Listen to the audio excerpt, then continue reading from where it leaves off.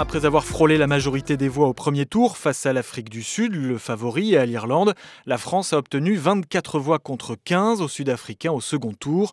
C'est une victoire surprise, mais finalement une victoire obtenue confortablement. En coulisses, il se dit que l'équilibre financier du dossier français a fait la différence. 300 millions d'euros de dépenses, 500 millions de recettes et donc 200 millions de bénéfices théoriques. C'est la victoire de toute une équipe, mais surtout d'un homme, Bernard Laporte, le président de la Fédération française de rugby. Ses adversaires n'avaient pourtant pas manqué de rappeler l'affaire de favoritisme dont aurait profité le club de Montpellier, dirigé par son ami Moed Altrad, et qui fait d'ailleurs l'objet d'une enquête du ministère des Sports, ou encore des conflits d'intérêts entre sa vie d'homme d'affaires et celle d'homme de rugby. Comme les autres grandes nations du rugby, l'Angleterre, la Nouvelle-Zélande et l'Australie, la France organisera à son tour la Coupe du Monde pour la deuxième fois de son histoire, après l'édition 2007. Ce sera également le troisième grand événement majeur en 8 ans sur le sol français, de l'Euro de foot en 2016 aux Jeux Olympiques de Paris en 2024.